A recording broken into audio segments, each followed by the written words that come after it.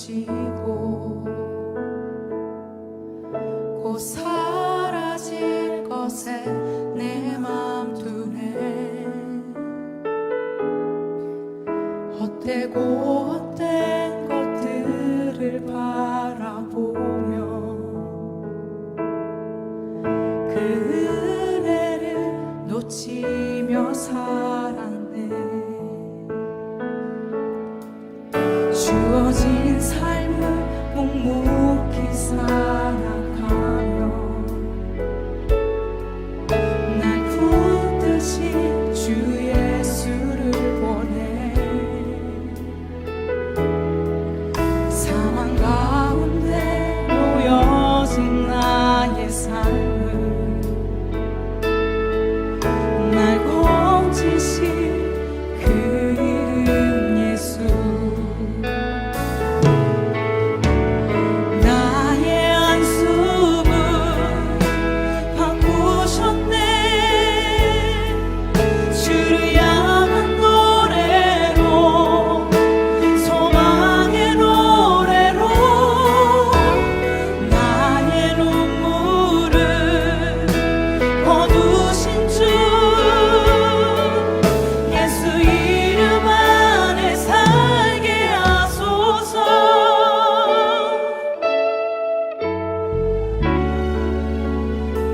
주어진 삶을 묵묵히 살아가고 날 붙듯이 주 예수를 보내.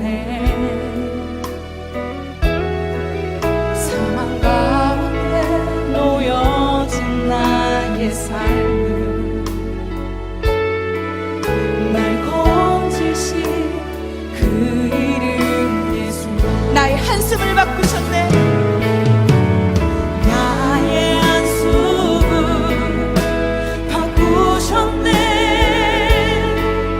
주를 향한 노래로, 소망의 노래로 나의 눈물을 거두신 주 예수 이름 안에 살게 하소서. 나의 안수를 바꾸셨네. 주를 향한 노래로, 소망의 노래로 나의 눈물을 거두신 주 예수 이름 안에 살게 하소서. 나의 한숨을 바꾸셨네.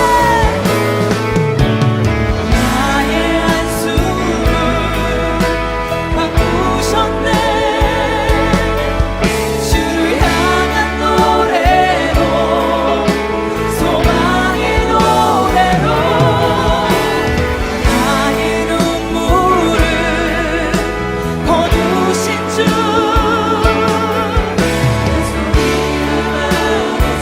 이 시간 기도하길 원합니다. 나의 눈물을 거두시면 나의 한숨을 바꾸실 수 있는 분이 오직 예수 그리스도 그 이름만, 아버지 그 이름만이 내가 살아갈 그 이름을 내가 알게 하여 주시옵소서. 이 시간도 오직 주님의 그 이름만 부르며 나아가게 달라고 이 시간 기도하며 나아갑시다. 주님,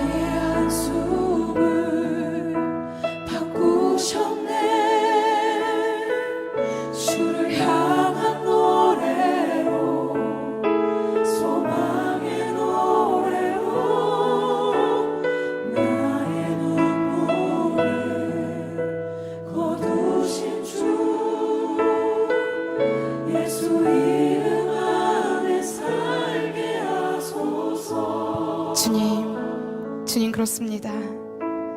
한숨밖에 쉴 수 없는 상황이 내게 몰려올 때도 지금 걷고 있는 이 길이 소망의 길임을 믿음으로 고백하게 하여 주시옵소서. 매일의 삶이 고단할지라도 여전히 그 속에서 우리와 함께 하시는 그 주님, 나의 평생 가운데 내가 그 주님만을 붙잡고 따라가기를 소망합니다.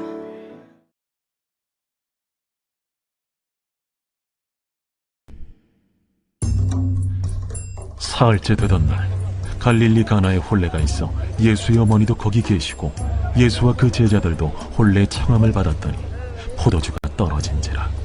예수의 어머니가 예수에게 이르되, 저들에게 포도주가 없다. 여자여, 나와 무슨 상관이 있나이까? 내 때가 아직 이르지 아니하였나이다. 그의 어머니가 하인들에게 이르되, 너희에게 무슨 말씀을 하시든지 그대로 하라. 거기에 유대인의 정결 예식을 따라 두세 통 드는 돌 항아리 6이 놓였는지라. 예수께서 그들에게 이르시되, 항아리에 물을 채우라.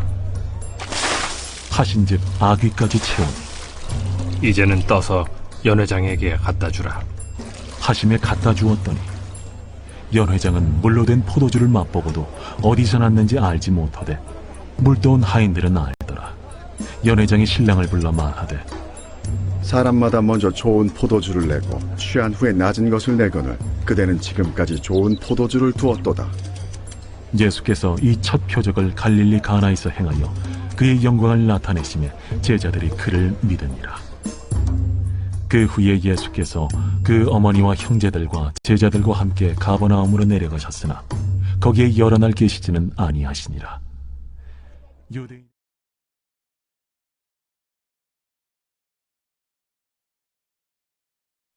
오늘 우리가 나누는 말씀은 요한복음 2장 1절에서 12절까지의 말씀입니다. 오늘 본문의 말씀을 전체적으로 보면 예수님께서 갈릴리 가나에서 열린 혼례에 참석하셨다가 물로 포도주를 만드는 첫 표적을 행하신 그 이야기를 다루고 있습니다. 여기서 예수님은 어머니가 잔치집에 포도주가 모자란 상황을 해결해 줄 것을 부탁하자 이것을 들어주십니다. 요한은 이 사건을 기록함으로 사람들의 필요를 채워주시는 예수님의 은혜로우신 모습을 나타내고자 했던 것이지요. 우리가 자세히 오늘 본문을 살펴보면 요한은 예수님이 행하신 첫 표적으로 가나 혼례 잔치에서 물로 포도주를 만드신 사건을 기록하고 있습니다. 요한복음에는 예수님이 하나님의 아들이심을 믿게 하려는 7가지 표적이 등장을 하는데요. 그중 오늘 본문에 나타난 첫 표적은 가끔 사람들을 어리둥절하게 만듭니다. 왜냐하면 무엇이든지 첫 번째는 중요하고 의미 있는 일을 기록하는 법인데 요한은 왜 다소 사소해 보이는 사건으로 예수님의 모습을 시작하는 걸까? 라는 의문이 든다는 거죠. 조금 더 광대하고 영웅적인 면모를 드러내는 다른 스펙타클한 사건도 많이 있었을 텐데 말입니다. 그런데 여기에는 중요한 이유가 있습니다. 사도 요한은 본서 1장에서 예수 그리스도를 소개하면서 그분이 은혜와 진리가 충만하신 분이라고 강조하고 있습니다. 그 중에 본문은 예수님이 얼마나 은혜로운 분이신가를 설명하는 사건에 해당하죠. 즉, 본 사건은 거절하셔도 되는 일도 해주시는 예수님의 은혜로운 모습을 보여주는 겁니다. 포도주가 떨어졌으면 사실 그만 마시면 되는 거죠. 게다가 예수님은 아직 메시아로서의 공공연한 사역을 시작하실 때도 되지 않으실 때였습니다. 그러나 예수님은 그런 모든 상황에서도 어머니 마리아의 청을 수락을 하셨습니다. 이 모습에서 우리가 알 수 있는 것은 우리 기독교는 폭이 넓어야 한다는 겁니다. 진리, 불변의 그 진실 사실은 수정해서는 안 되지만 우리들의 그 삶은 좀 더 관대하고 넉넉해야 한다는 걸 보여준다는 거죠. 때로 진리를 안다고 하는 사람들이 더 융통성과 포용력 없이 편견이 심한 경우를 볼 수 있습니다. 그러나 명분이 약한 일도 도와주시고 포용하시는 분이 바로 주님이십니다. 그러므로 예수님을 따르는 우리라면 때로는 너무 따지지 말고 다른 사람의 그 요구도 때로는 수용해주고 포용해주고 이해해줄 줄 아는 너른 품을 가진 우리가 되어야 하겠습니다.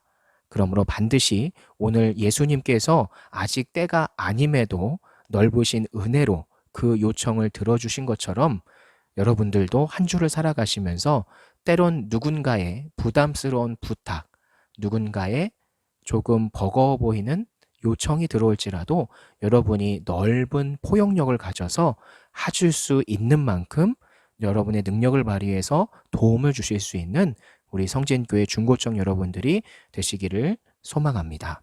감사합니다.